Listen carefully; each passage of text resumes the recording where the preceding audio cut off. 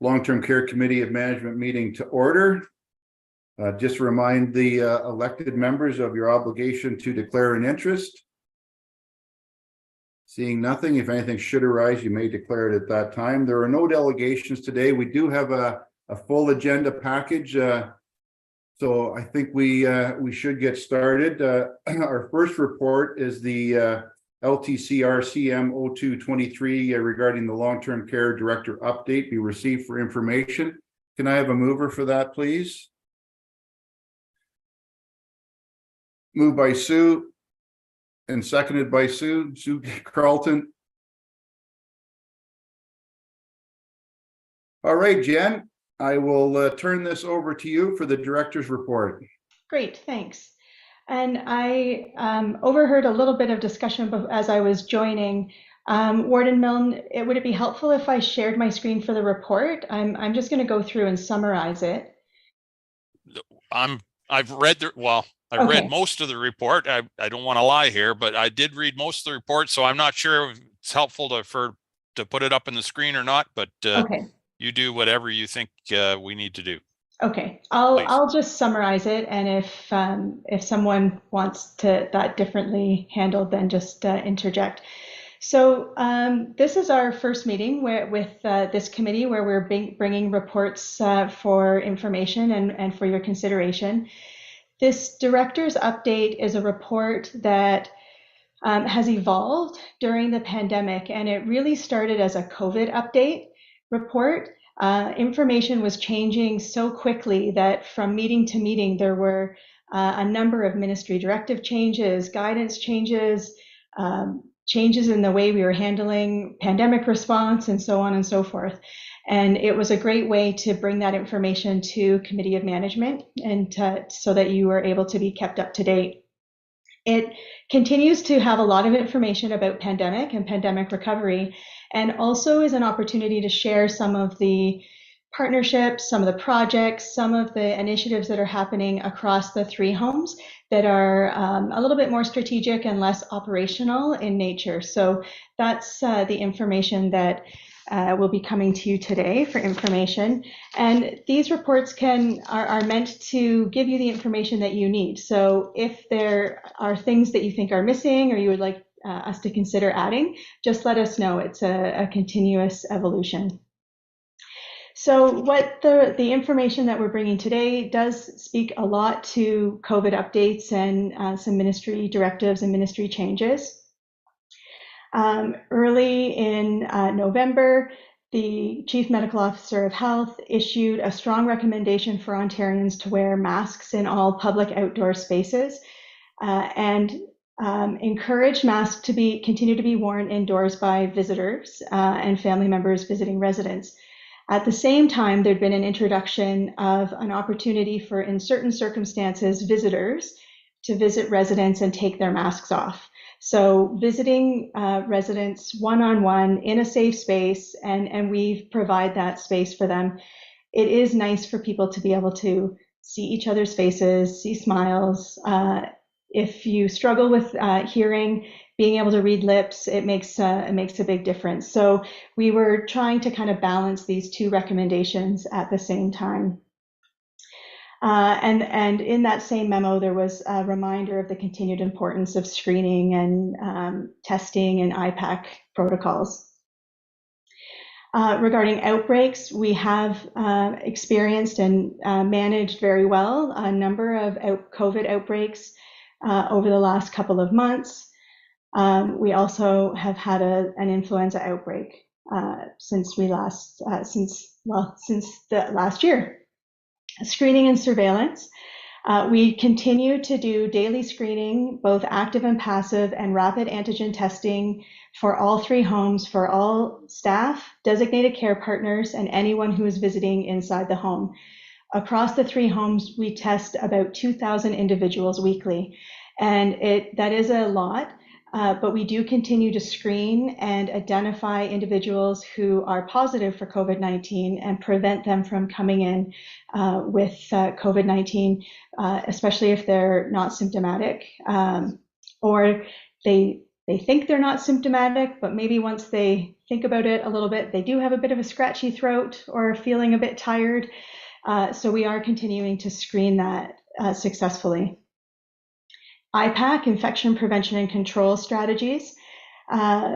Grey County's clinical specialist, Dana Leach, who can give a wave as everybody's getting to know each other, has co-facilitated the inaugural IPAC Lead Community of Practice for long-term care homes in November. As a follow-up to the presentation, she and a colleague from Simcoe County presented for long-term care leaders on setting up your IPAC program for success for Advantage Ontario, which is the association that we belong to. And it was Advantage that requested Dana support this with her leadership. So we're really pleased that Dana was asked and proud of her for sharing her expertise across the sector. On November 17th, the Assistant Deputy Minister released a memo to long-term care about the preparedness for a challenging respiratory season, for which we are now really in. Again, highlighting that vaccination is the most effective way to protect yourself. The memo also included information related to Paxlovid, which is the oral antiviral medication for COVID-19. It also spoke to Tamiflu and Relenza. Is that right, Dana? Relenza? I'm maybe saying it correctly. Remdesivir. So I'm not, anyway, we'll check in on that. Well, you're talking about the influenza, sorry, the COVID. Yes, you're right. For influenza, okay. It's just one I hadn't practiced saying. All three homes, we continue to ensure that the vaccines are accessible and that we have access to the antivirals for residents who may end up with influenza or COVID-19. That memo also spoke to the N95 respirator fit testing program, just the importance of it, that long-term care homes need to be prepared and have that in place.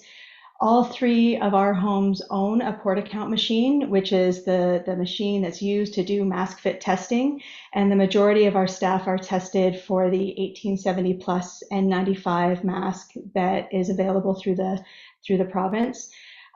This is a big undertaking. There's almost 600 team members, and they have to be tested on a regular basis. And we need to also be sure that we know what masks fit who, and that we have them on site in the case that we need them.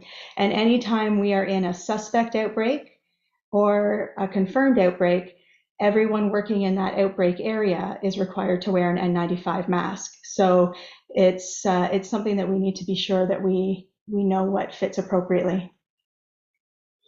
On November 20th, the ministry announced a new long-term care self-reporting process for collecting COVID-19 outbreak information. And the reporting system was available December 12th, allowing homes to submit their daily outbreak data. On December 23rd, the ministry released another memo outlining changes that reduce the requirements to report to the ministry on specific pieces of outbreak and COVID-19 information.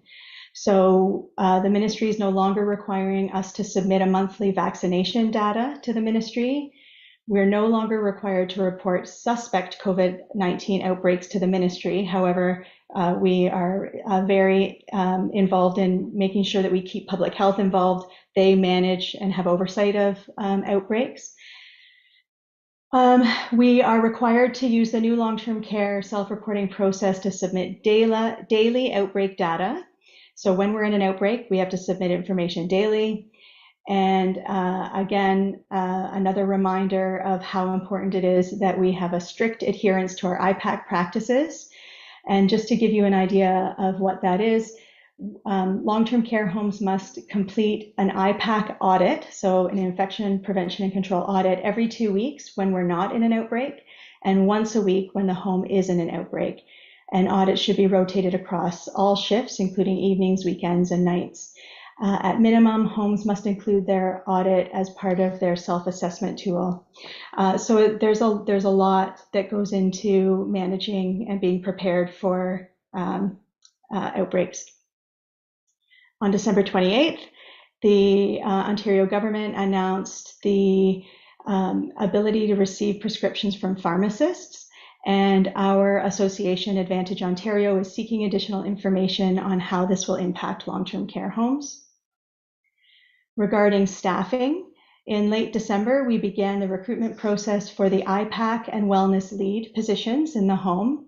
The role is responsible for providing program management and leadership related to IPAC for their respective home to ensure that we remain in compliance. And then on the other staffing point, we continue to welcome new student placements from the colleges in our local area. I just wanted to highlight that recovery and wellness is a lens that we are also using regularly and paying attention to. Our team members have been working for 3 years in a pandemic environment, and we just see the real importance and value of ensuring that we have a wellness lens and a recovery lens. What does this transition out of pandemic into some sort of new normal look like? And one of those initiatives is a wellness newsletter, and that went out in December. It highlights our EA employee assistance program, offers some wellness tips and resources, and then it shares some spirit photos and tells some color it stories. An update on accreditation. The 3 homes will be working with Accreditation Canada, which is a trusted partner in healthcare quality improvement. And they particularly understand the needs of long-term care communities. And so we are kicking off that work, and stay tuned for further updates. We will bring a report specific to that. Finance, lots of updates and information that has come over the last couple of months related to finance.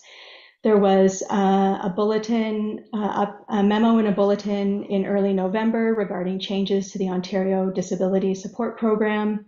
On November 30th, there was a memo announcing top-up funding for the remainder of the 22-23 fiscal for the direct care hours. Adjustments have been, the ministry also provided an additional $33.3 million towards the homes achieving our 4 hours of direct care. And there's a chart in the report that outlines how that impacts our homes specifically. On December 2nd, the ministry announced the reimbursement of influenza antiviral would be temporarily expanded for long-term care residents. And that's good because we have had influenza outbreaks and our residents rely on having access to that medication. And so that change allows long-term care residents with a suspected or confirmed influenza infection to be treated without the home necessarily being declared in an outbreak. So that was good news. On December 15th, there was a memo regarding changes to the guaranteed annual income system and how it should not be impactful to that residence rate reduction. On December 16th, there was a memo regarding additional funds for social support services. And I just wanted to highlight that this funding, it's a significant investment. It is challenging because it's retro, so it goes back in time, which is a bit difficult to use, and ends March 31st, 2023. So it's a significant investment that is a 3-month window, and it's a one-time investment. So it's been a little bit challenging to figure out how to use that effectively. On December 22nd, there was a memo. There was a flurry of ministry memos, as you can see, that came out in about a month, over a month. And this was a commitment to one-time funding for ongoing COVID-19 prevention and containment funds. And then what is the last one? And then the emergency measures. So then another memo came out on the 22nd talking about, this is to support resident patients who have been declared an alternate level of care in the hospital, to support them transitioning to long-term care, that they could move into long-term care in a preferred accommodation, so like a private room or a semi-private room, even if their application is for basic accommodation. They could move into a preferred accommodation, and the ministry would fund the difference. And that helps to transition people out of the hospital, make space. They were really struggling and continue to struggle with capacity, make space in the hospitals, and transitions people into long-term care appropriately. So that's what that update was about. The Fixing Long-Term Care Act. On November 25th, there was a memo related to the emergency planning attestation form that must be completed on a yearly basis by the executive directors and administrators of long-term care. And all 3 of our homes have signed the attestation, meeting the requirements, and submitted that on December 31st. We do have fire plans at each location, and they've been reviewed and signed by our local fire inspectors. That's making us compliant with the new act. And the team continues to work with our vendors and suppliers to complete the emergency management letter of understandings. We need to have a bundle of letter of understandings in place with our partners that support us in emergency. And an update that starting November 30th, ministry inspectors, when they're on site doing an inspection, are going to shift from requesting hard copies of records to being able to have access electronically and via email. So that's new. That's nice and new. Sometimes when inspectors are on site, a great deal of time is spent making copies of things, and so this is a little more efficient. I did want to highlight for committee members that Advantage Ontario, the Association for Nonprofit, Charitable and Municipal Long-Term Care Homes, is hosting a special 1-hour free webinar on February 15th to help orient new municipal councils to the current long-term care environment. And the registration information is linked in the report, or reach out to me, and I'm happy to support that. And partnerships is a really important part of making sure our health system is working in the way that we wish it to. So we continue to be in partnership regionally as well as locally. Our Grey Bruce Long-Term Care Committee and healthcare partners can continue to meet twice a month. We have been asked, Grey County Long-Term Care, we submitted 2 presentation proposals to be considered for the Advantage Convention in April, and 2 of our submissions were accepted and requested to be presented. One is Innovative Partnerships in Health Human Resources, from Impossible to Possible. That's with our partnerships with the YMCA, Employment Services, and Economic Development, providing an overview of the work that continues to happen there. And then a presentation regarding our Designated Care Partner Program in partnership with the Center for Learning, Research and Innovation in Long-Term Care and the Ontario Caregiver Association. So we're excited to be bringing that information to our colleagues in long-term care at an in-person, in real life convention in April. So that's really exciting. And that is a great deal of information. All of the memos that I mentioned are linked in the report, and happy to answer any questions or have some discussion if there are any. All right. Thanks, Jen. There certainly was a lot of information. There's certainly no moss growing on the desks of our senior management team in long-term care.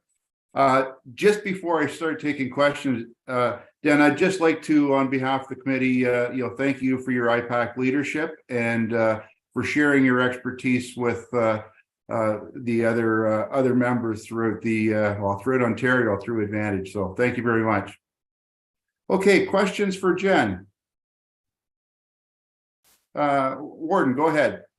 Thank you, Mr. Chair. Great report, Jennifer, but as you say, a ton of information. I wanted to go back for a second to the ALC patients regarding moving someone who has requested basic accommodation, moving them into preferred. I presume then that if a basic place becomes open, then that patient is then moved into basic. Is that how that works? Yes, through you, Mr. Chair. That's exactly how it works. And this isn't really a new initiative. Over the years, when there was a time where there were extra beds available, and there was that was, I remember those days. That was a long time ago. It was a long time ago. We would support people to move into whatever we had available to help keep our occupancy up and support people that were looking for space.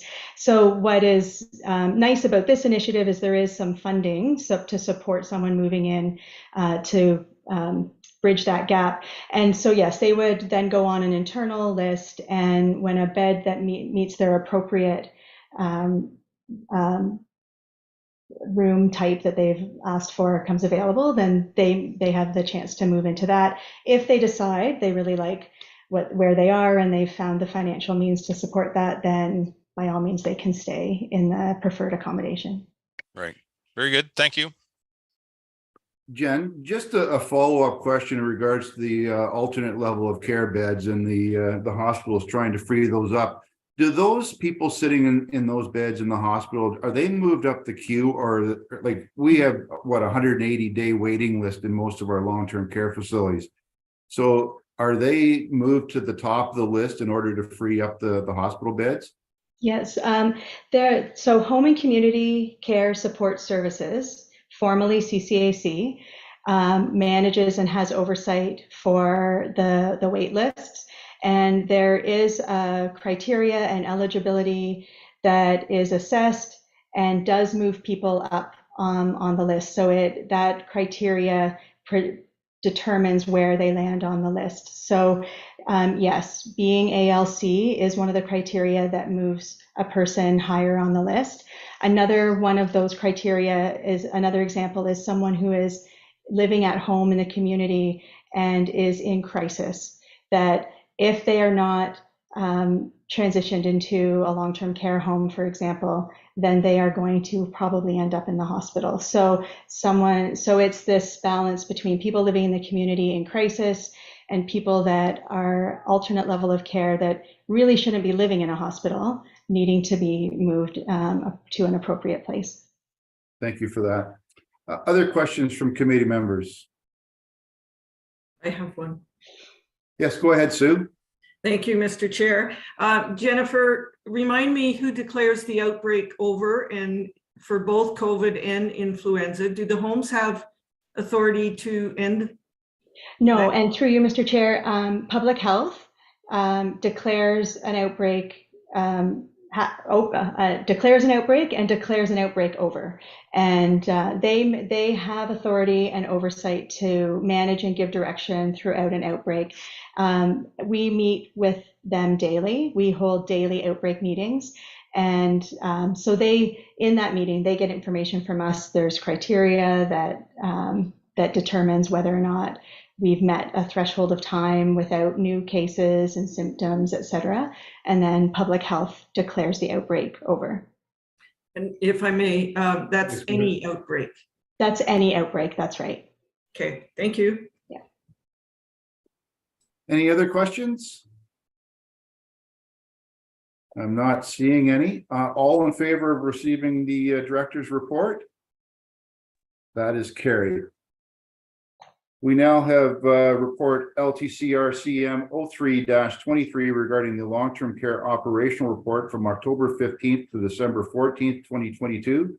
Be received for information. Can I have a mover to get that on the floor, please? Moved by Shirley and seconded by Dane. And I believe, Jen, you are taking the at least the initial stage of this report and then turning it over to your colleagues. That's right. Thank you. Thank you, Mr. Chair. So this is an operations report that it gives an overview of a number of areas for committee members for a specific period of time. And this is information that is reflective of each of the homes, and the executive directors and their teams generate this information from our quality assurance program and the indicators and processes that they have in place at each home. So there are a number of initiatives and projects and processes that over the coming year will give some information and education and a little bit more information on as we go through.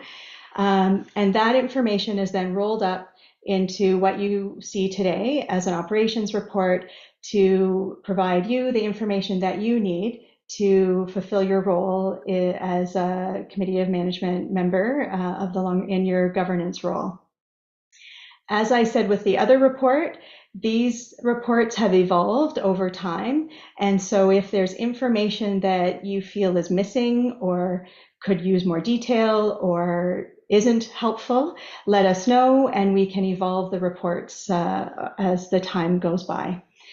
And so each leader is going to provide an overview of an area that we thought would be of interest and important for us to discuss. We don't go through every single section, but at the end, if we didn't highlight something and you'd like to talk about it, we're all here and prepared to discuss that. So I'm going to hand it over first to Renata Cowan. She is our Quality and Accreditation Specialist, and she's going to kick us off. Good afternoon, Renata.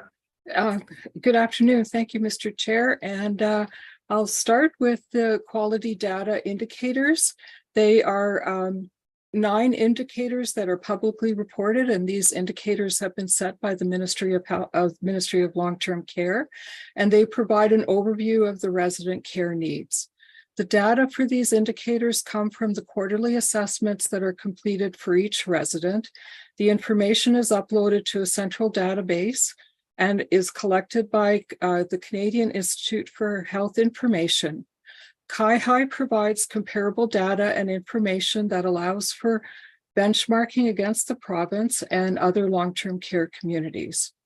The 3 care communities have continued to sustain and make improvements in these indicators. For example, one of the initiatives is called Purposeful Rounding, and that is that the care team does rounds outside of a call bell ringing or other care requirements to preemptively meet the residents' care needs. And this has resulted in a reduction in falls. The Resident and Family Experience Survey was completed for 2022 and was received in December. The survey shows that 91.5% 91.5% overall satisfaction for the 3 Grey County homes. Words used to describe our homes are good, caring, excellent, friendly, and great. The top areas of satisfaction are the environment, quality of life, and care quality. Areas for improvement are dining, custom questions are around therapy and laundry, etc., and care responsiveness. The information from our surveys will be used to inform our quality improvement plans for 23-24. Are there any questions? Thank you. Thanks, Renata. And I've seen a lot of these reports over the last number of years, and I believe that's the most green that I've ever seen on all the indicators.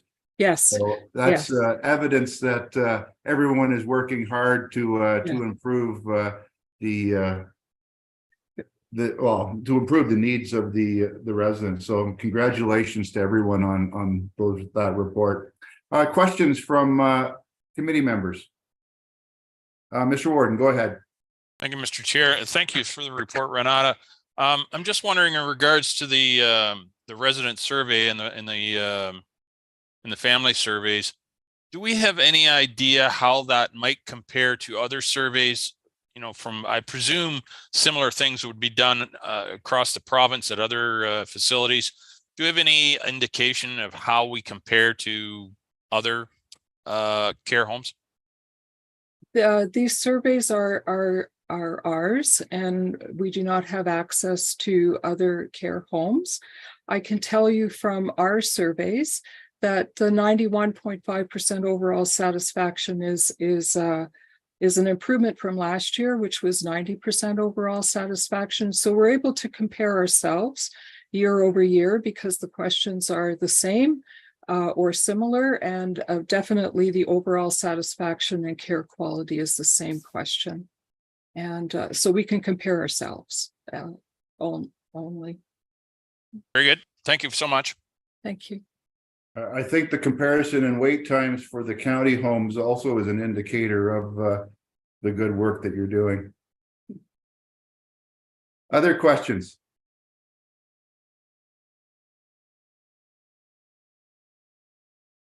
All right, we'll move on then, Jennifer. Thank you, Shannon. Yeah. Thank you, and good afternoon, everyone. I'm going to speak on the Ministry of Long-Term Care compliance orders and inspection findings.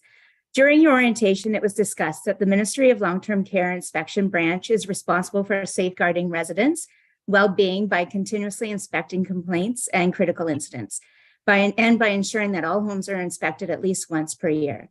This is achieved by performing unannounced inspections and enforcement measures as required, and ensuring that actions taken by the government are transparent. During this reporting period, Grey Gables and Lee Manor both had inspections on critical incidents that had been reported by the home to the ministry and infection prevention and control. Lee Manor also had an inspection regarding a complaint. For Grey Gables, the inspection found 2 written notifications regarding our IPAC lead and not meeting the required qualifications and hours of work. Since this inspection, though, we have hired a qualified IPAC lead who will be meeting the requirement hours for the home. Lee Manor received a written notification for failing to ensure that staff followed the plan of care around administration of medication to a resident, and corrective actions have been put in place since. The full ministry inspection report is attached to this operating report for your viewing. All public versions of the inspection reports detailing findings must be publicly reported in the care communities. So they are posted. Does anybody have any questions? Thanks, Shannon. Any questions of committee members for Shannon? I'm not seeing any. Thank you. Is Karen next on the agenda? She is. And if I might, Mr. Chair, I noticed that Councillor Hutchison put a question in the chat. If it's okay, I'll. No, absolutely. If you want to read that. Sure. Why has fall end rate higher at Rockwood? And I will pass it over to Karen, but before I do, the other information that we see, what the story that the quality indicators also tells us is the acuity and level of care that the residents need that live in the homes. And so it may be indicative of higher frailty. The population at Rockwood may be more at risk for falling. There may be earlier in their fall prevention implementation. So I'll pass it over to Karen though to let her speak to the home specifically. Thanks, Jen, and through you, Mr. Chair. That is exactly part of the issue is resident acuity. And at times we have residents that fall more frequently. So it is a process to work through that. I think all of the county homes, though, have fall prevention interventions in place, and we do try to do everything we can to prevent these falls. But at the end of the day, really the focus would be on preventing fractures or serious injuries, because it's kind of a given that residents are going to fall from time to time. But higher numbers than sometimes higher than others would be a sign of our resident acuity. Hopefully that answered Tom's question. All right, Jen. Through you, Mr. Chair, I apologize for the interruption. No problem. Lead Councillor Patterson has her hand raised for a question. Hi, Sue. Go ahead. Thanks, Mr. Chair. Since we're just looking at those indicators again, for my own information, how do you measure mood, worsened mood? Do you have a grid, or how do you go about doing that? I'm going to defer to Renata. Through you, Mr. Chair. Don't blame you. There is a grid, there is, and most of it is subjective, and how the resident is feeling or perceived to be feeling, their facial expressions, if they can't express their mood, are they participating? And then if they are able to communicate what they're saying to you and how they're feeling. So if I may, Mr. Chair, is it charted like daily or? It's charted by exception and or daily, depending on what's going on with the resident. And definitely quarterly, the residents are assessed for their mood. If there is something going on that's more acute, it is charted on a regular basis. Very good, thank you. You have a lot of details everyone has to complete. Yeah, absolutely. All right, Jen, who's now up next for this report? Thanks, Karen, I think. Thank you, Mr. Chair.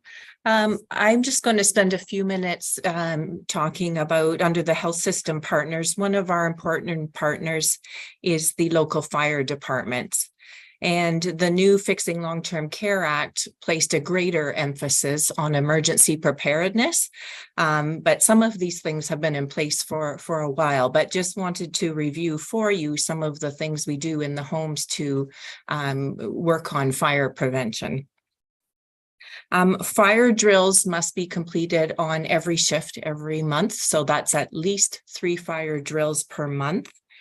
At least one of those drills per quarter, the evening one must be after supper. So you can't always do them at 3 o'clock in the afternoon or whenever you think it might be most convenient.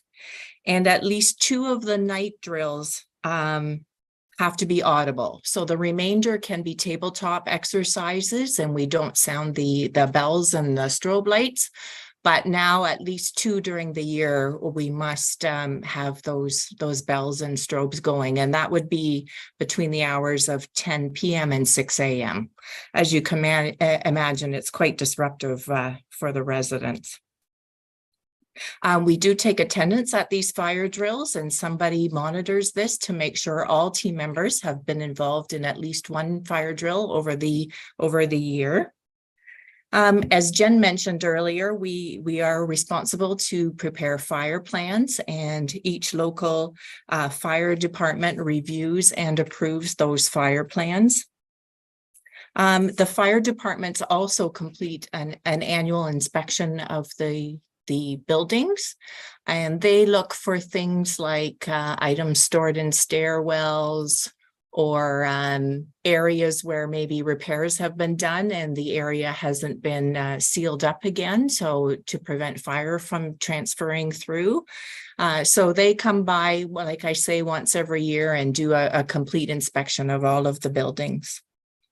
The other thing that they do annually is a timed evacuation. So every year we are required to evacuate an area of the home with minimal staffing levels. And for all of us, that would be our night staffing levels. So we can only use that many staff to evacuate the area. And the fire inspector on site times that evacuation, and it has to be within appropriate timeframes. As of 2022, all 3 buildings are now fully sprinklered. So that does give us quite a bit of time to complete these evacuations. And there's not usually any issue with meeting the time frame, but they do actually stand there with a stopwatch and make sure that we meet that criteria. And that's all, unless anybody has any questions about that. Thanks, Karen. What is our emergency plan if we happen to have a fire and our residents needed to be evacuated? Where would they go? So chances of that happening with sprinklers and fire doors is pretty small. So we'll first evacuate past 2 sets of fire doors. However, if we had to complete an evacuation for Rockwood Terrace, our place is the school next door. And I can't speak to the other 2 homes, but maybe they could chime in and just let the committee know where their evacuation places are. Hi, Stacy. Nice shirt. So we'll let you let us know. Thank you. To be honest, I'm going to have to just, I might have to ask Renata to defer for this, still going through some learning curves. And I know how to access the information, but I know that we have community partners that are available to support us in these situations. Through you, Renata, do you want to speak to Lee Manor, please? Yeah, through you, Mr. Chair. We have partnerships or agreements with several of the long-term care homes within our area, and they let us know how many people they can house. So it's not that the 150 or 50 residents would be going to one central location. They will be dispersed throughout Owen Sound and Grey County. Okay, thank you. And Shannon for Grey Gables? Yeah, we have the same agreement as well with other long-term care homes, but we also have a meeting place. So I do believe it's the church in Markdale that we would take everybody to first and then disperse from there. All right, thanks. And Karen, when you mentioned about being able to go through 2 fire doors into another section of the home, that probably looks after most situations, does it for us? Yes, that's correct. All right, thank And you. like I say, with the sprinklers in place, right? Chances are things would be settled down before you would need to evacuate the whole home. All right, thanks. Committee, any questions around fire inspections or fire services? Not seeing any. All right, Jen? Thanks, Mr. Chair. And I accidentally left out outbreaks. And so we'll just go back. Normally, we do try to go in order of the report, but we will go back. Dana has an update about outbreaks. All right, Dana, the floor is yours. Yeah, through you, Mr. Chair. And we've already talked a little bit about outbreaks, but the pandemic has certainly highlighted outbreaks and their impact in long-term care and the need for a strong infection prevention and control practices. And over the last few years, what has been defined by health officials and as you spoke, Councillor Patterson or Mayor Patterson, about the outbreaks, defining the outbreaks, and we are working with our public health partners, but particularly with COVID, what used to define an outbreak has certainly changed, and the types of IPAC measures required has evolved through the pandemic, from strict isolation to, since we've had measures of vaccine and antivirals, the quality of life in the long-term care home is certainly looking a lot different during outbreaks. And so has, as Shannon alluded to, the focus on ensuring we have dedicated IPAC professionals on staff.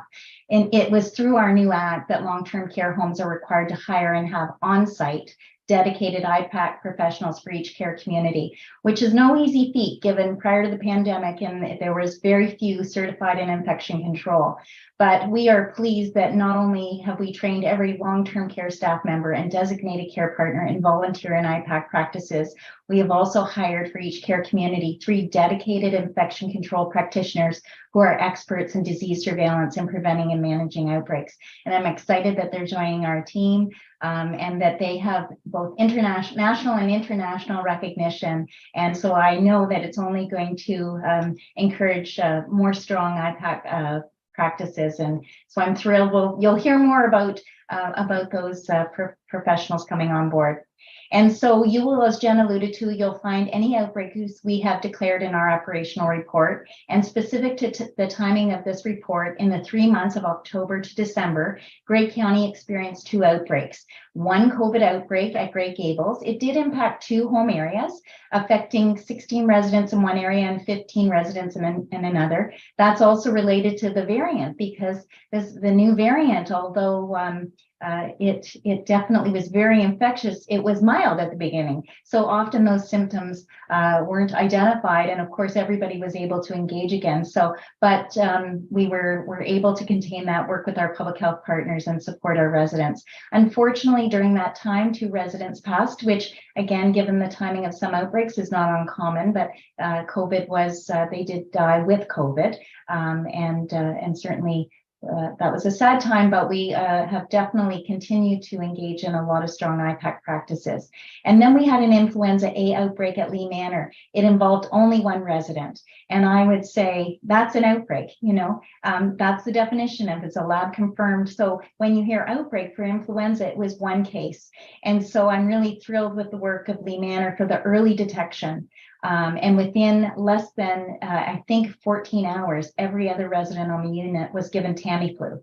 And because we have great partnerships with our pharmacy and the rapid speed by which all of our residents were able to do that. So it was identified early and contained. And so I'm pleased to share with that it was an outbreak of one person, but it was an outbreak. And public health was able to declare that over after we contained it and went through that incubation, communicability and incubation period. So that's the outbreak overview. Any questions?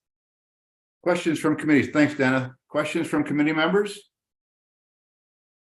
Mr. Warden, go ahead. Thank you, Mr. Chair.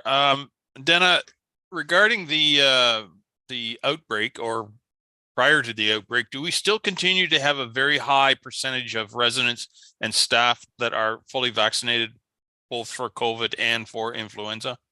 Without a doubt. We're sitting in, if not 100, very close to all of our residents, and we're working very closely. We have a good tracking system by which to identify when our residents are due for boosters. And we have to report that to the province. And along daily with the outbreak, what residents have the vaccine. And in terms of our staff, we probably have one of the most robust immunization policies that has been very supportive. And as well as our DCPAs, our designated care partners, have very strong vaccine numbers. And I think that translates itself not only in COVID, but also in influenza.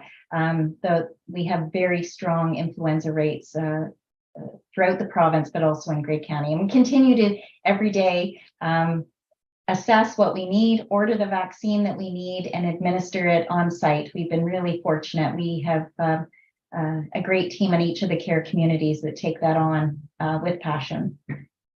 Most excellent. Thank you very much. Any other questions? All right, Jen, I believe there's one more section, isn't there? That's right. I'll hand it over to Stacy. Thank you, Mr. Chair. Go ahead, Stacy. Thank you. Through you, Mr. Chair, I have a few updates. So in each of our homes, our Color It Your Way promise serves as our foundation for our care and service. We want residents to have purpose and experience a life worth living. I think the projects and events portion of the report illustrates our commitment to our Color It promise exceptionally well. And to share a bit of background, when our event calendar is being developed, we listen to our residents' interests, their needs, and their goals to create meaningful activities that bring them excitement and joy. Music, fun fall and winter crafts, baking apple pies, movie nights, intergenerational pen pal programs, theme events, and special outings were just a few opportunities residents enjoyed during this reporting period. And among the favorites in all three homes were the fun festivities that kicked off the Christmas holiday season. And as you can see today, the theme day here at Lee Manor coincides with the Scotiabank Hockey Day in Canada events happening locally around Owen Sound. And our residents and staff have been enjoying some of our own hockey events to join in the fun. And today is our Jersey Day. And since I'm sporting the Leafs jersey today, I've made myself pretty vulnerable around the building to all the Montreal Canadian fans. So there's been some fun banter going on in the home back and forth, and it's created a lot of fun energy for our residents and staff. We really do have so many Color It's moments that happen daily in all of our homes. And we think it's important to share a glimpse of some of these moments with the committee in the compliments and Color It story section of the report. I think the common theme in all of our stories is the caring, professional, and kind staff that we have working in our homes who show up every day to do their very best. And our kind, caring approach reaches much further than our residents and extends to family members who often become strongly connected to our homes and our staff as well. And with that, I draw your attention to Rockwood's Color It story that happened when a stretch of Highway 4 was closed between Durham and Hanover. One of the residents' spouses happened to be visiting at the time, and she became quite worried about how she was going to make her way home. She relied on her usual route and wasn't familiar with back roads and alternate routes. So this news traveled very quickly throughout the home, and without hesitation, their associate director of care, Andrea, took charge. She hopped in her car and had the family member follow her until they made their way back to the open section of the highway where that family member could find her way home. And I think we talk a lot about coloring it with relationships in all of our homes. And I just think that that is a perfect example of that in our homes. So that's my report. And if there's no other questions, I can turn it back to Jen. Stacey, thanks very much. That's always the most, I always enjoy, this part of the report when we hear all the different programs and above and beyond that the staff do within our homes, and it just makes the living environment so much better. So, thank you very much for all that. And in anywhere you go, there has to be one diehard Leaf fan. So I'm glad that you put yourself out there for that. Go Leafs, go. Any questions of the stories and all the good work that's being done in the homes? All right, Jen, are we at the end of the report now? Okay, we'll call the question. All in favor of receiving this report? And that is carried. Thank you. Now, I believe, Sarah, we have an amendment to the next item, right? And I'll turn it over to you, Sarah, for what that proposed amendment is going to be. Yes, thank you, Mr. Chair. Through you, I do believe that following the direction from County Council on January the 12th, there have been some revisions to the proposed budget for long-term care. And I believe that Marcus Halco will be speaking to those in greater detail, but just before we put the item on the floor, we did just want to raise a slightly amended motion for council, or so my apologies, the committee's consideration to just reflect the amended total levy impact as proposed by the numbers that Marcus will be speaking to today. All right, thanks, Sarah. Yeah, I think the original on the agenda, we didn't have any specific figure, but so can I have a mover, please, to get the report that was just on the screen, to get that on the floor, and then we'll turn it over to Marcus. Moved by Dane and seconded by Sue Patterson.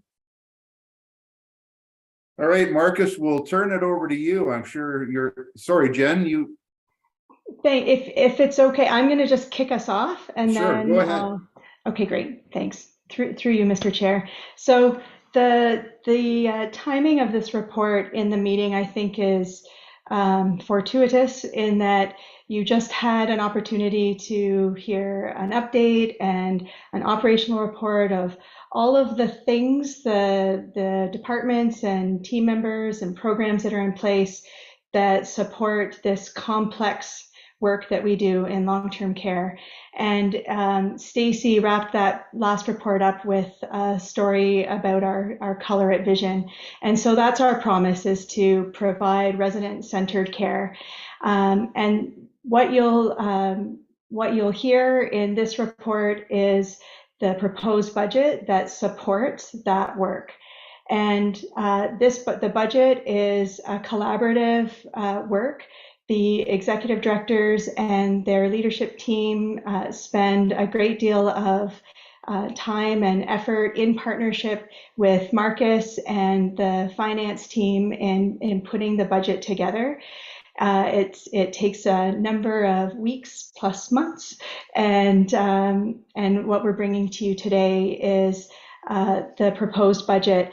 I am going to pass it over to Marcus, and he's going to take you through the report that outlines some of the complexities, or all of the complex parts that makes up the long-term care budget. And so I'm pleased to pass it over to Marcus. Good afternoon, Marcus. The floor is yours. Thank you, Mr. Chair. If it's all right with the committee, I'd like to share my screen to the actual report. I tend to, we'll be doing a few areas where we're going to switch or skip a part and then kind of return to it. And I like to guide with my mouse so that we can see exactly what numbers I'm talking about, just for the ease of the committee.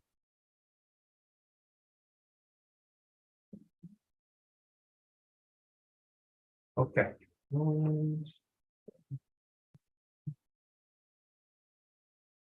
Just making sure that everyone can see my my screen of the committee report. Yep. Okay. We can see it.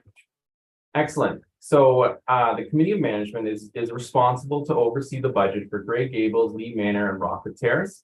This budget was developed through collaborative efforts of Grey County Finance and long-term care staff. This has been a culminative work between all of the EDs, their managers, giving in their needs and asks, as well as over here on finance with myself, Steve Leary, my financial analyst, along with everyone on this side. So the 2023 long-term care proposed budget contains an operating and capital expense of $52,271,300. That's also, just as a reference, that's 23% of the total corporate expenditures. It includes a net levy requirement for both operating and capital from the county of $8,281,200, which is comparison to last year of $7,547,500. It's actually an increase of $728,700, which is still a 9.72%. So following the latest council discussion, that we have adjusted it and found some additional savings, which are compounded on the ones that you'll see below of further savings found. So the budget proposal is to meet the additional costs of operating with our resident-centered care, as well as meeting additional directives laid out by the Ministry of Long-Term Care, ranging from additional direct care hours to infection prevention and control. Coming down to the budget revenue section. So the ministry revenue has always for many years been in a series of buckets of funding. The main ones that come through it is the level of care based funding, the case mix index, resident co-payment, and then other incomes for rentals, and then the Grey County taxation. So essentially what that's getting down to is that they are providing us funding based on our overall occupancy, the acuity of our residents, the preferred accommodations and preferences of our residents, along with some additional space that we've had to be able to offer to third-party groups, and then of course Grey County Self-Fund. So starting off with level of care based funding. This one's level of care. This is the general fund that we can use towards our overall goals to make sure that we meet all of the ministry directives for the base operations. This one for 2023, the province applied a 1.5% overall increase to the global level of care April 1st, 2022, and that was for the 2022 year for nursing personal care, other accommodation buckets. Those two buckets basically cover everything from our RNs, RPNs, PSWs, to also funding our housekeeping, laundry, dietary, everything under that one. In consideration of this is a very routine 1.5% as of late for the increases. So county staff has also included a 1.5% increase for 2023, effective April 1st, 2023, as that's been the typical dates for raising it. The total increase of this is the equivalent of $609,300 in base funding for the 3 homes. In the past, we've allocated the increase into nursing and person care because that's where our levy requirement is the highest, as it's the predominant area. In addition to this, we have another one called the case mix index. So the case mix index is essentially a gauge of the acuity and on all the different aspects that it takes to caring for our residents. What this basically does is we report to the ministry everything that we say as to how much care certain residents take, if they have any comorbidities, so that would be different health needs, if they have any struggles, all the stuff in there, so we can say it takes up this much resources for us to make sure this resident has a great quality of life. Therefore, it gets submitted. The ministry essentially then says, okay, well, where your CMI or your case mix index sits, this is where you sit in comparison to all the other homes, and this is how much funding you're going to receive. the overall bucket or the pie that's there doesn't really change. They just change the allocation based on who has the most needs for this funding and who doesn't. That's about as much as we want to really go into it for this year, as the CMI typically every year gets reallocated where it's through the work of our homes to ensure submission. The ministry actually decided this year that they were putting a pause on that and that they were not increasing or decreasing or changing anyone's CMI. So whereas this used to be a risk for us because we didn't know if we were going to go up or down at a maximum of 15%, we at least know that we are staying the same we are as of the 2021 rates. So that's kind of where we've stayed with CMI. Moving on to resident co-payment. So resident co-payment is the amount the residents themselves pay for the different level of rooms they are in. Levels include basic, semi-private, and private rooms. These payments are made when a resident chooses to reside in a specific room. If, however, a resident is placed in a semi-private or private when they desire a basic, they will not be charged the preferred rates, and we receive that difference from the ministry. This occurs quite a bit with our homes when it comes to those discharged from the hospital on us being partners with assisting on freeing hospital beds, as well as taking those who need immediate care while waiting for their preferred choice to become available, whether that's in our area or elsewhere.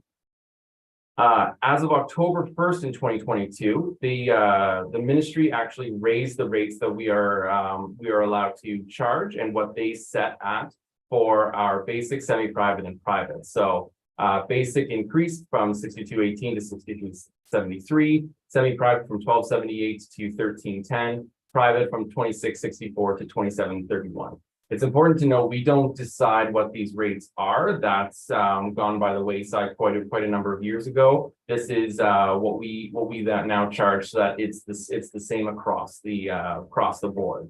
The other big part to note on this is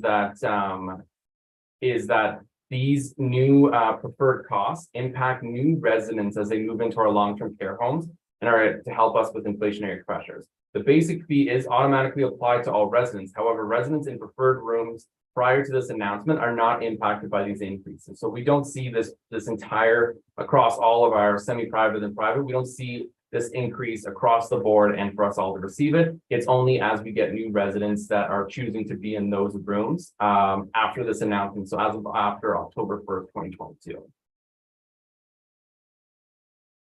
So moving on to the long-term care staffing supplement. This is one of the largest pieces of funding and directive that is currently handling that is the biggest swing when it comes to our financing, as it's the pursuit of 4 hours of direct care for residents. This directive is a 4-year phase-in approach with additional funding provided every single year. We are currently in year 3, which is, as we come down here, 3 hours and 42 minutes of RN, RPN, PSW staffing supplement, and 36 minutes of allied health professional staffing supplement. What we're going to do now, just so that you can get an understanding of how this is built up and everything, is we're actually going to go down to page 24. And this chart here is an overall chart that shows us increasing to meet these needs. So these are all the increases that have changed from 2022 to 2023 and which positions actually get added into this. The biggest thing just to note, and this is just again because we're going from time from the ministry to Excel, 3 hours and 42 minutes equals 3.7, and then 36 minutes equals 6.2. So that just kind of gives you an idea as to like why you're going to see a different one than 3.42. That's not, it's just the fun thing about fractions and all that. So what you can see here is that within the RN, RPN, and PSW, so the 3.7 or 3 hours and 42 minutes, you can see the relevant increases that each of the homes is adding to equal these new amounts to get to the 3.7. What you see here with allied health professionals, all of these positions add to the value of it. And when you're seeing them at such a minute amount, so for instance, the director of care at 0.07, that's because the director of care is there for their allotted hours, and that's spread over everybody. So even though they only see them briefly in the hall, they are still counted towards this around this time. So the biggest thing to also note with this is that the ministry ensures our funding and everything based on budgeted and actual hours of employees working in homes. It's important to note that the funding is not impacted based on meeting these numbers, meaning like punitive, or that they're going to come after us, that as we're phasing into this four hours, that they're going to slap our hands to say you didn't reach it in year 2, therefore we're gonna hurt you on this. They've acknowledged that there is a staffing shortage across the province and aren't penalizing, but are just working with us as partners to ensure that we meet those budgeted hours and that we meet this overall goal. So at this point, I'm going to stop just to ask if there is any questions, just to make sure that everyone is comfortable with the resident care hours in its whole of how it gets built up to it. Now I can't see everybody now. Sarah, are you able to see everyone? Through you, Mr. Chair, if anybody could just re-raise their hands if they have questions at this time. I am not seeing any questions. Okay, one question I have, the director of care, that is our executive director position in each home, I'm thinking?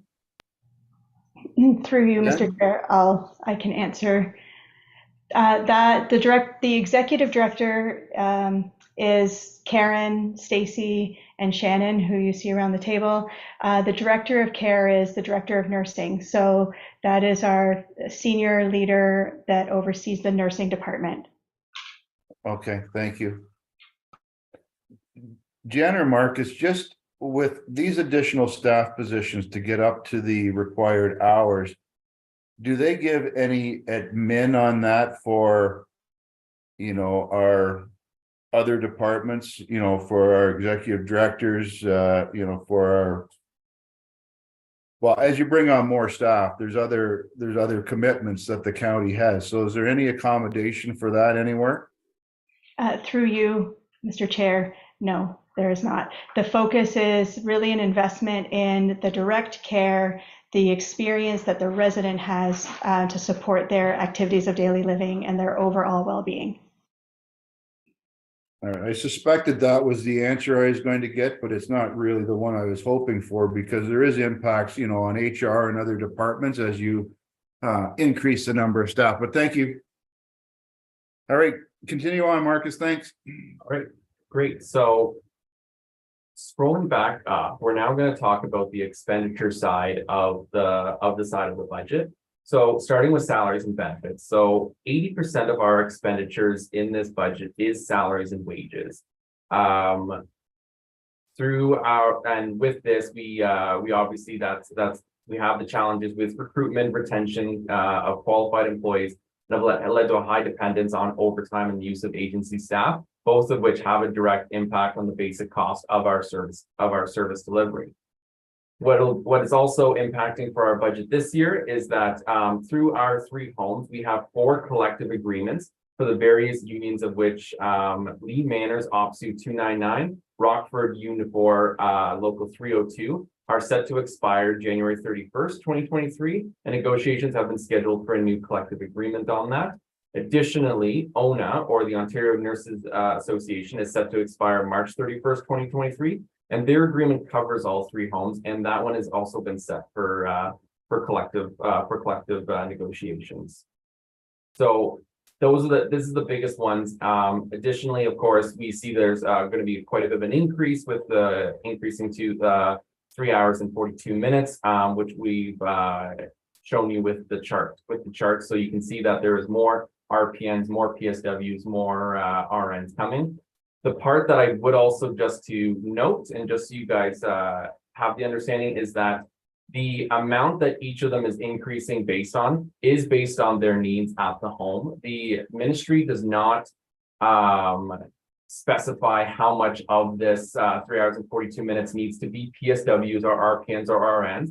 They just acknowledge that we know what our funding amount is, and therefore we can spend it on however we want that ratio to look like. So what we're seeing though is, so that means that they're not going to tell someone with a very high acuity home that they can only have PSWs, which doesn't satisfy the need sometimes. So this allows us to have the flexibility to make sure that not only are we increasing complement, but it's the right complement for our residents. Moving down to raw food. So raw food, the ministry provides us $11 per resident day for raw food.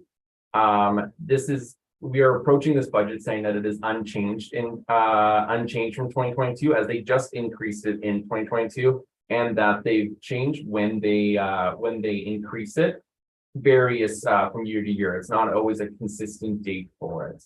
On top of this, the county provides an additional 68 cents per diem levy, and that's to ensure that we offer high quality food, meet the food requirements from our residents, and to also encourage us for purchasing local food and everything like that.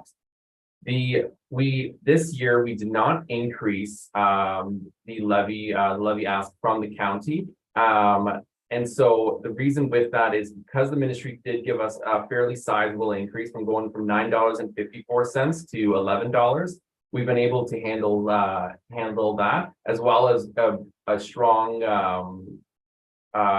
encouragement and good work from our dietary team to ensure that what they're offering has the strongest economies of scale, that they work with us to find out, saying, okay, is it cheaper to purchase everything from scratch to then make everything in-house, or do we buy things that have been semi-produced, everything along those lines. So they've been doing a great job with that, even with our consistent fight with rising food costs and everything like that. Here we have our section about COVID-19 pandemic. So over the past 3 years, the COVID-19 pandemic has had a significant impact on the finances and operations of long-term care homes. The financial implications of COVID-19 are difficult to predict in 2023. However, with an increased investment in infection prevention and control, or IPAC, and emergency planning, it is expected that COVID expenditures will become more stable and predictable.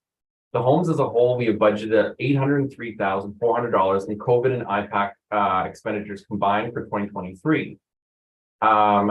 The 2023 budget assumes that the ministry will provide emergency funding support of the $803,400 to the long-term care sector. Any shortfalls of funding will result in adjustments in COVID and IPAC measures to match the funding. There's no budgeted levy impact for COVID in 2023. So what we're saying with that, and how the ministry, just to give some pretext, is that the ministry's changed it, whereas at the beginning of COVID, they just sent lump sums and said, do what you got to do, make sure that everyone is well taken care of and that everything is good. How it's changed now over the time is it's now quarterly reporting to the ministry, where we say we were in outbreak from October 1st to October 10th. These are our expenses that are COVID related, because we have our policies and procedures in place that we can ramp up to those proper levels to handle an outbreak for that area. So it's now changing to be more reactive. Of course, there is in this $803,400 some stable amount in there for IPAC, because that should be just a general amount that's given for us to maintain the measures. But again, we are going to just adjust our protocols to match the funding that they provide, because going anything more than that would come at a cost to the county, and that's not what we're aiming for here, even because our base measures are quite strong.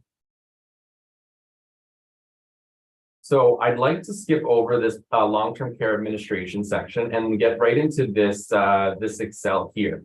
So this Excel is new to the committee, as it's been revamped for this year. And what we're trying to do here is just really highlight everything that's kind of happened with all these changes, and to kind of show you the lay of the land with it. So overall, we received $2.9 million worth of revenue increases across the board, and that's how much more is in our budget from 2022.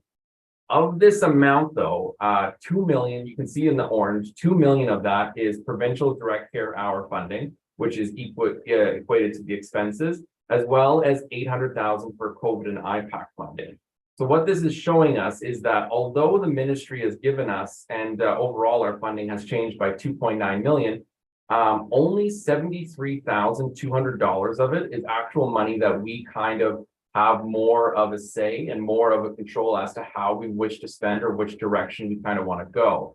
All the rest of the money is tied up in very restrictive ministry saying, we're giving you this money, we want to spend exactly this way, and you're going to report on it. So, and if you don't, and if you underspend on it, it gets clawed back to the ministry. So it's not that even if we find savings or anything like that, that we get to keep any of it. It's strictly, we are giving it to you to basically be our facet for pushing their initiatives and everything like that. So that's kind of how it's looking at here. So you can see that we did receive about $232,000 of ministry revenue, a net increase, which also includes $20,900 for the global level of care. Rent went up by about $7,600, which is an increase based on CPI. So that's what was placed for that one. And then what you see here, the Grey County reserve draw. So just to give some context to that, so we previously had to add about $500,000 of money that we were drawing from the reserves to help with our operation, from money that we put away in the past to just overall expenses, so that we can mitigate how much the levy has to kind of go up or down or anything like that. What this $187,000 is demonstrating is that that's how much we aren't taking from our original amount. So we're actually taking less from the reserve, and so we're kind of showing that we found some more savings so that we don't pull as much from the reserve, so that we're operating more independently, not requiring basically an additional account that way. Moving down to the expense side of it, what you see here is we have corporate increases of $134,000 across the phones. And what that is our insurance. That's also audit fees, computer, IT technology, all the kind of increases that get added on for the whole of the county and then spread across. So that's our portion of it. Our cost of living increase, which has been added, so $503,800. The raw food increase that we talked about earlier. So this is actually, this expense amount matches the amount that we received in additional funding to get us up to $11 per resident day. And then this one is a big one that to give kudos to the long-term care team and everyone, is that there's been about 136,000 now of efficiencies found, with whether that be finding more synchronized sort of schedules to better service the residents, so that the service doesn't change, but that we're able to do it with a little bit less, or finding economies of scale. So we've been doing single source purchasing with across the three, with the maintenance and everything like that. So these are just areas, these are little bits everywhere, but things that they have actively found, saying we can do this more efficiently. We don't need as much to be able to do this. And so we continue to find ways to become more lean so that our dollars go a bit further. And that's reflective there. This large amount here of the $887,000, this is other expenditure. So this is the capital and inflationary increase. So capital we'll get into just down below. However, what I'm getting with the inflationary increases, this is also just our overall ones of saying that we've had to increase medical supplies, incontinence supplies. We've had to increase maintenance of the building because everything is costing more to be able to do it. And these are the things so that we can still offer the same level, and they've been added on there. A large chunk of it is the capital side of it, but we are experiencing, like everyone, some pretty strong inflationary increases. So kind of how you get down, there's also then the special initiative ministry funding, which kind of matches itself out. For the most part, it does change bit by bit based on, and that's a lot of that is kind of due to timing, whether they've gotten funding in 2022 and they're spending in 2023, but that's kind of how it works out. I am stopping here again. I also see that the warden has a question too, but I'm also stopping for any questions here too, since this is quite a bit of information here. Thanks, Marcus. Go ahead, Mr. Warden. Thank you, Mr. Chair, and thank you, Marcus, for what you've gone through so far.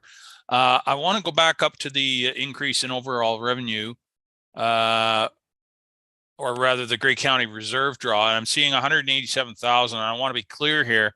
is that 187,300 that we're pulling out of reserves? Is that strictly to reduce the operational costs, or are there capital costs in there for those reserves? So through you, Mr. Chair, it's a bit of both with it. So how this kind of rolls up is that it's our overall reserve amount. So that's both amounts that we've drawn with capital projects and that. We did not touch any capital projects when it came to adjusting from the last council directive from last week, and that capital hasn't changed because of the need of it. And what a lot of this will actually be too is that we do have some temporary beds from the ministry, 2 in Rockwood and 1 in Lee Manor, that we are taking the revenue that we receive for those additional beds and putting them into reserve. So it's largely it is operating reserves, that operating draw that we're not pulling as much. Okay, thank you. Any other questions? All right, continue on, Marcus. Okay. So I'm going to go back up just to do this. So the budget impacts, and this is kind of just talking about the overall one. So with long-term care administration, how this works is that this is the area where the director of long-term care, quality specialist, clinical specialist, sports services, and educational lead and administrative assistant. This is where all of their expenses are on that. And then what happens is that they are reallocated on a per bed basis to the homes as they support them and provide their overall support. Additional increases in this area are the IPAC leads, which is part of the funding from the COVID and IPAC funding in that Excel chart down there. So that's being added into here because they're going to be working. It makes more sense for it to be with long-term care administration and then cost it out rather than them sitting in each home, even though each one will be designated and working with the home and all that. So moving into the budget impacts when it for capital. So Grey Gables is noticeably higher of an increase in the other 2 homes, which takes up a large chunk of the capital and inflationary pressure that you saw on that Excel earlier. Over the past few years, decisions were being made with potential redevelopment of Grey Gables along with Rockwood Terrace. With the decision of the last council to pause redevelopment on Grey Gables, this has resulted in us having to resume building repairs and upkeeps that otherwise would have been deferred if a new build was imminent. So what we're getting at with that is that there's a few on here that we were saying we can defer this because they're still in good working order and they should last us a few more years if we are rebuilding.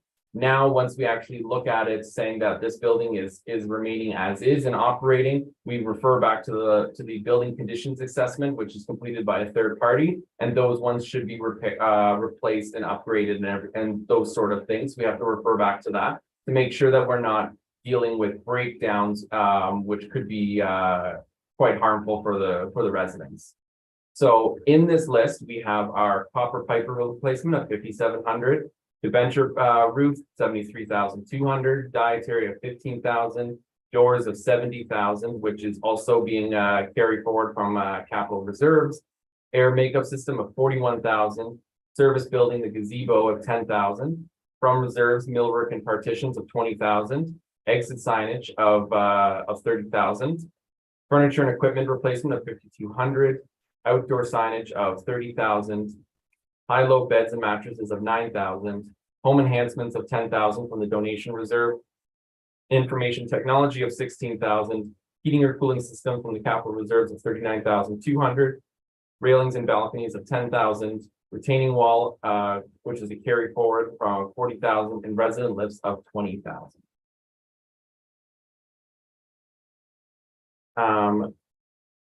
Moving over to Lee Manor. Lee Manor, capital projects are based on the approved 10-year capital plan, utilizing our building condition assessments conducted by a third-party consultant and with our and also in consultation with our maintenance teams to ensure that everything is evenly distributed and as well that when things are and need to be replaced, that they are done timely. So with their amount, there's an increase of $41,300 from the previous budget. And this includes camera replacement of $7,500, washing machine of 40,000, dietary equipment of 15,000, drapery and blinds of 25,000, floor cleaning equipment replacement of 15,000, floor replacement of 61,800, high-low bed mattresses of 35,500, home enhancements of 43,500, information technology 27,000, bathroom fixtures and vanity replacements of 50,000, resident lifts of 27,500, and whirlpool tubs of 90,000.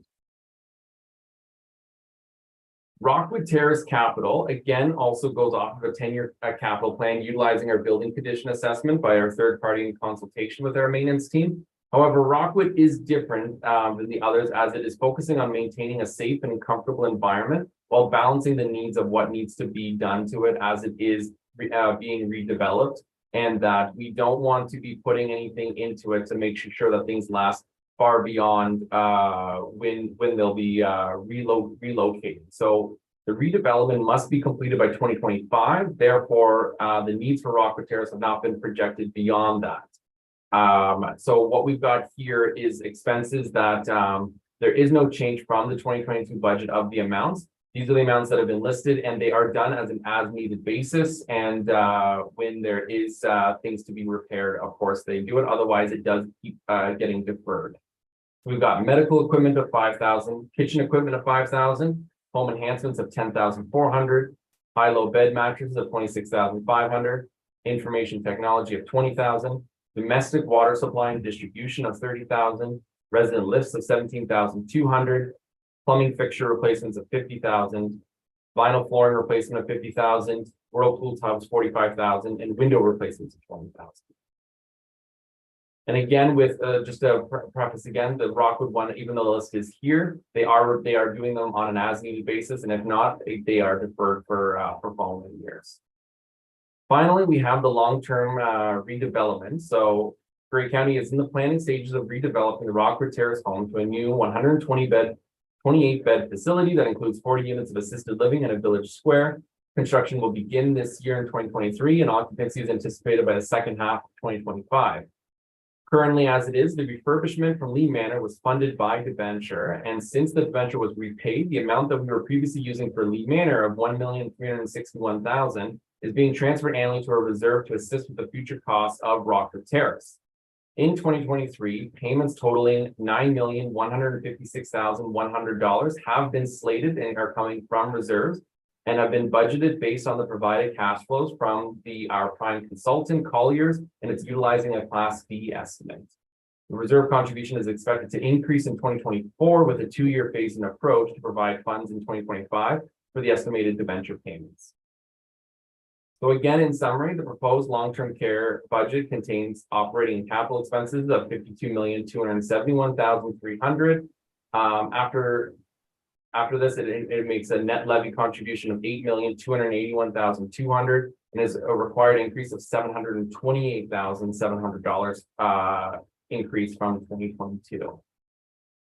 I'm going to stop sharing my screen so that I can take any questions, and happy to elaborate anywhere. Thanks, Marcus. Certainly a lot of information there. We'll go to Shirley first.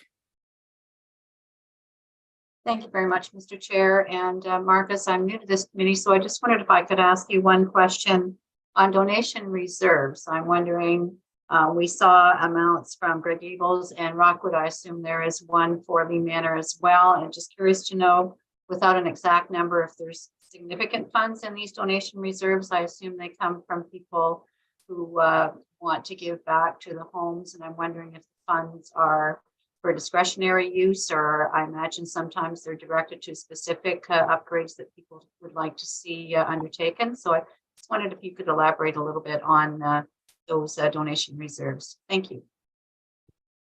Absolutely. Through you, Mr. Chair, yes. So each of the homes has a donation reserve, which is largely by those who either wish to contribute back, or that when and quite a bit in the past, when residents have passed, they've left a certain amount to each of the homes.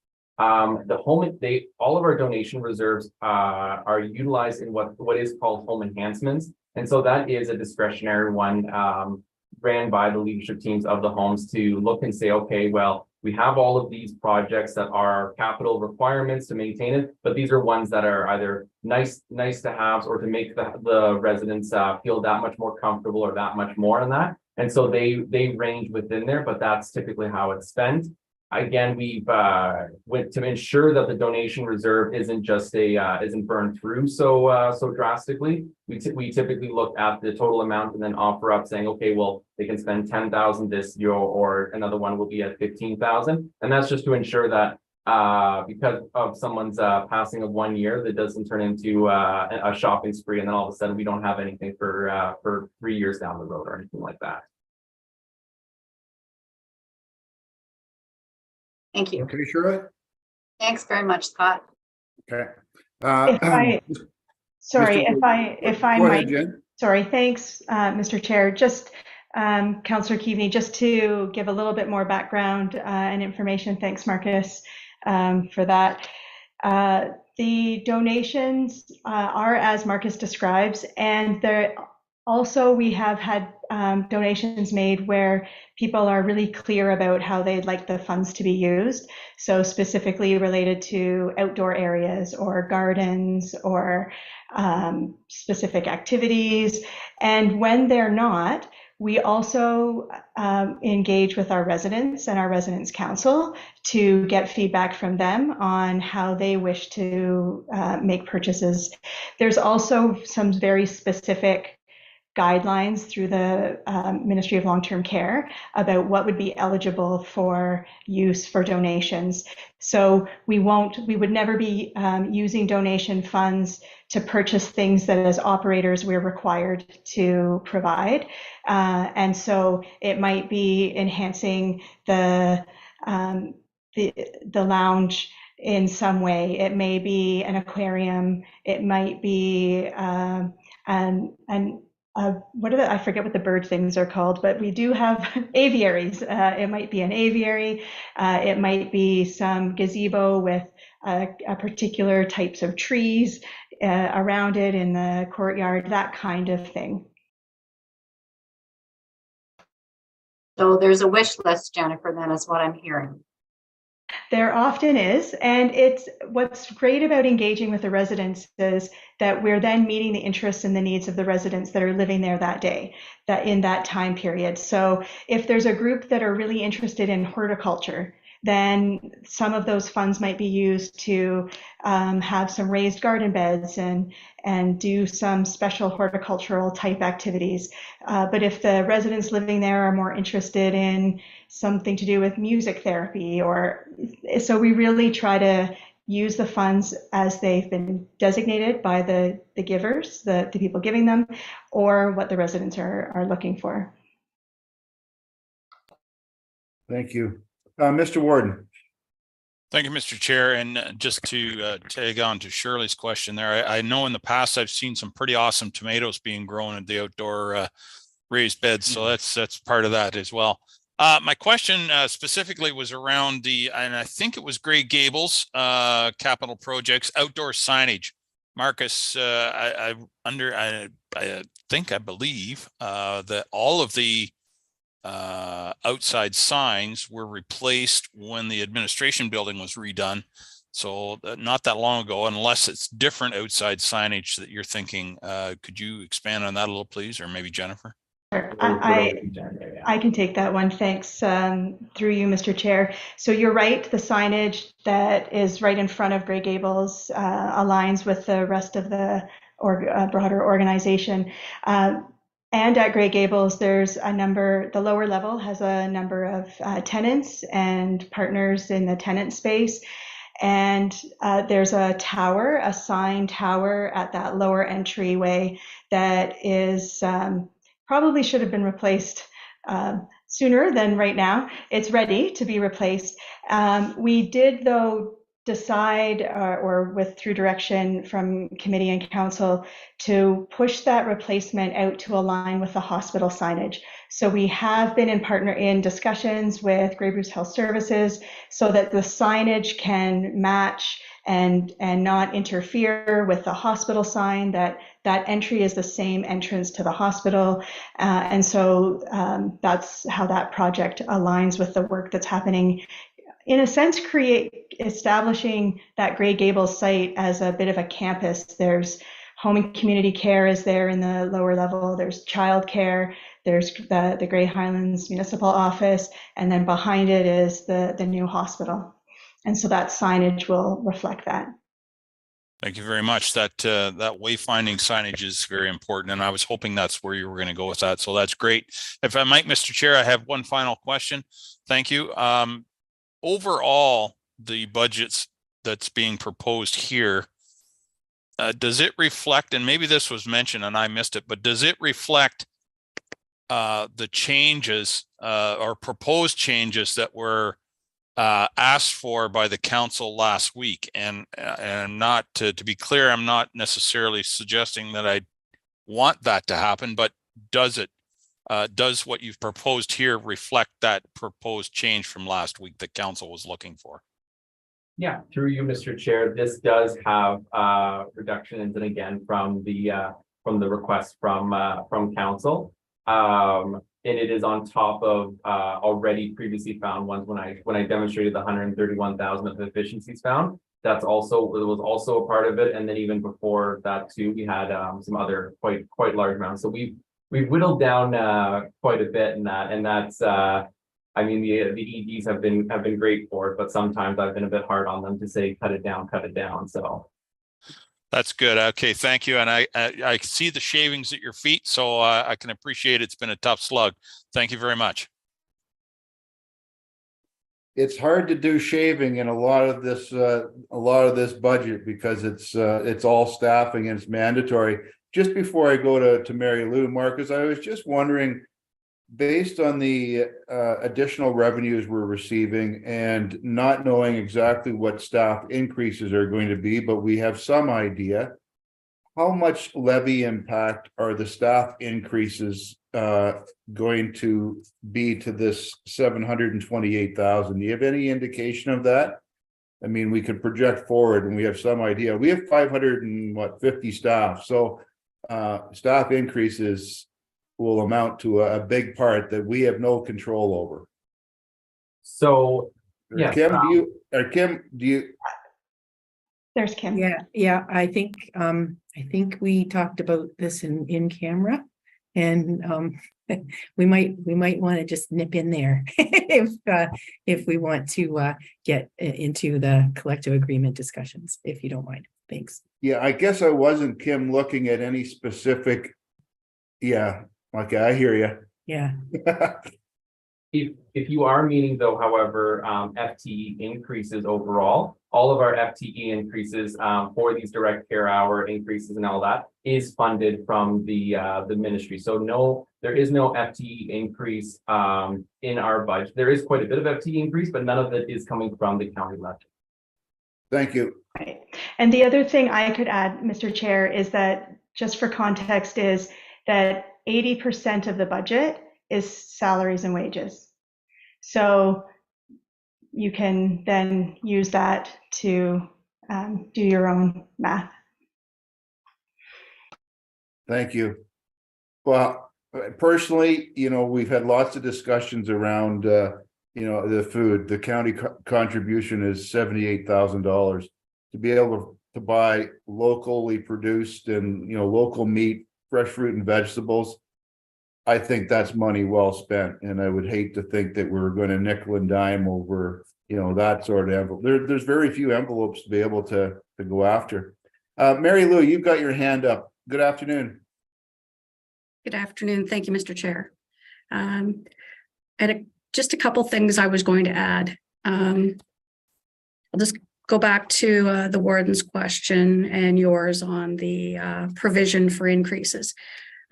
What we can say in open session is that the budget was developed with a provision for a collective agreement settlement. And, that has an impact if the outcome is higher than what we've estimated with the assistance of HR. Councillor Keaveney had a couple questions on donations, and at the time Marcus was speaking, he wouldn't have been able to get into the document management software. For some reason it was down. So I can just tell you that based on what we've included in the 2023 budget and what we're estimating we're drawing out of donations in 2022, Grey Gables at the end of 2023 will have just under 60,000 in the reserve, just under 175,000 for Rockwood Terrace, and just over 51,000 for Lee Manor. And what we've done in the past, and it's kind of the test, is it has to be something, as Jen mentioned, that we're not required by the province to provide. And we've always said, look at it in the lens of is it for the direct benefit of the resident? So we're not taking money out of donations to buy Karen a new chair.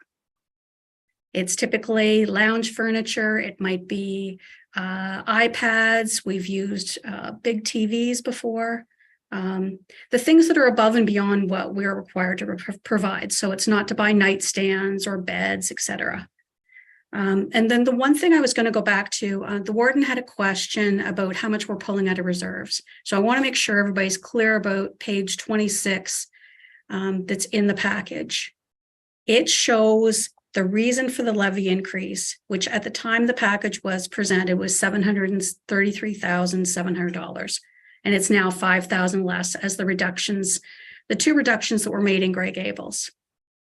So when you look at the $187,300 for reserve draw, I just want you to be clear that that's not how much is coming out of reserve. That's the change from the previous year and how much is coming out of reserve. So I don't want anyone to think that that's the total we're withdrawing from reserve, because it's not. Thank you, Mary Lou. That's important to know. I appreciate it. Thank you. So Mary Lou, just on that point, the reserves are sustainable, taking that out? They are, yes. Marcus can speak to what our financial projection is for the end of the year. We're actually looking at withdrawing less on the operating side than we thought we would. But we do need to reduce that transfer from reserve on the operating side. Otherwise, it's not sustainable. Yeah. We just got to be sure that we're not kicking the can down the road to the following year or 2 years down the road. I mean, the costs are what they are sometimes, and we just have to be able to justify them. Thank you. Other questions? Dane, go ahead. Thank you, Mr. Chair. A question regarding the capital expenditures for Rockwood Terrace. I appreciate what staff are saying in terms of really doing what's necessary. In terms of the transition, how much of the equipment that exists at Rockwood Terrace is able to be transferred over when the new build is complete? Or is there like stipulation? I mean, I would, beds, mattresses and stuff like that, I can understand wanting new, but is there equipment that there is efficiencies to find in transferring it over? Or is it new building, clean slate, new equipment? Who wants to take that? Karen? Actually, I think Jennifer is going to speak to. Well, Okay. Between the two of us, I'm sure. So I'll start and then Karen can add anything. Thanks, Mr. Chair. And Councillor Nielsen, so you're right. The clean slate, the new home needs to be completely ready to receive residents and operate at full function. We are still working with our project manager through Colliers to sort out what in the details can we transition and what can be moved over and what can't be moved over. And we think that there is some gray area, but primarily the lifts, the beds, the dining service, the chairs, everything must be there, ready to go, fully operated. The ministry arrives with a pre-inspection team, and they go through all of the operating policies. They do a very in-depth tour, and a resident, they look at it as if a resident is moving in that afternoon. Is everything in place? If every bed was filled, is everything in place to look after them? Yeah. Having said that, there is some opportunity with our fleets, for example, our lift fleet. We have 2 other homes, And so we won't just throw things away. We have an excellent tracking system of the condition and the age, the repairs that have happened on each piece of equipment that we use for lift and transfers. And we all use the same across the 3 homes. We all use the same type of equipment. So there's an opportunity where we may be able to find some savings by having lifts that are still in really good condition be added to the Lee Manor fleet and the Grey Gables fleet and see some savings there. So we'll look at those opportunities as well. Does that clarify it, Dane? Okay, thank you. Other questions in regards to the budget?